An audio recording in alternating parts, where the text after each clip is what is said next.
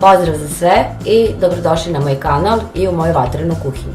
Ukoliko još niste, možete se sada prijaviti na moj kanal, a ukoliko ste se prijavili, hvala vam puno što me podržavate i što pratite moje vatreno dobre recepte. Danas ću da vam pokažem jedan starinski recept za pogačice sa sirom bez kvasca. To je jedan jednostavan recept, oni se brzo spremaju, treba vam samo 3 sastojka i to je to. Vidjet ćete, baš je pripremljena veoma laka, a one su veoma ukusne. Od sastojaka za ove pogačice bit će vam potrebno oko 500 g brašna, 400 g mekog sira, 400 g masti, treba će vam krupna morska so za posipanje i kim i eventualno možda jedno žumance da premažete te pogačice i to je sve. Prvo ćemo mast i sir, znači koliko sira toliko i masti po 400 g. Vi umesto masti možete koristiti i margarin, ali ja više volim da koristim mast jer je mnogo zdravija i ona daje mekoću testu i lepu hrskavost.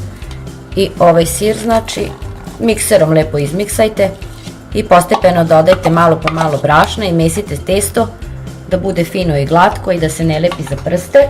I kada budemo umesili testo, ostavit ćemo ga da odmori nekih pola sata i onda ćemo klagijom da razvaljamo, vadimo čašicu pogačice i to je to.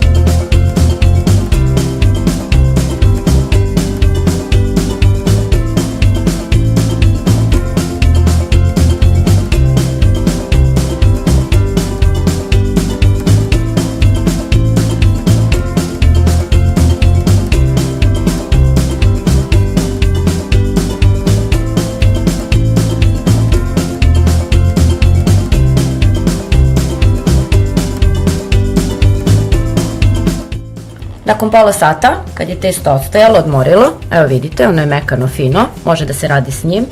Spremite oklagiju, razvaljajte debljine prsta otprilike tako negde i čašicom rakijskom vadite male pogačice, malo uvaljajte u brašno da bi vam bilo lakše kad budete vadili.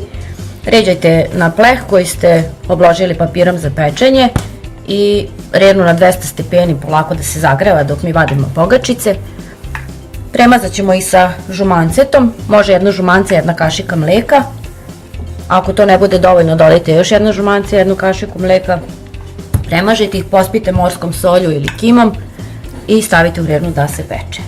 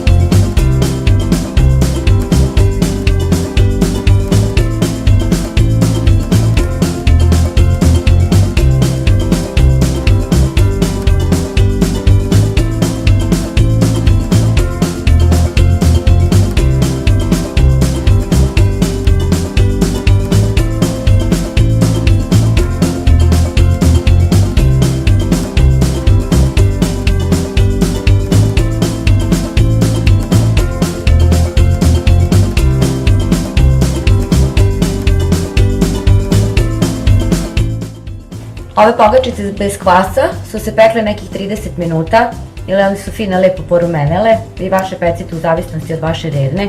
Kao što ste vidjeli, recept je jednostavan, svega 3 sastojka vam je potrebno da napravite ove sjajne grickalice.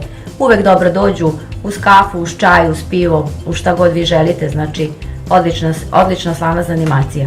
Nadam se da ćete rado isprobati ovaj recept i do nekog novog videa i video recepta. Sve vas puno voli i pozdravlja vaša Vatrena. Ćao!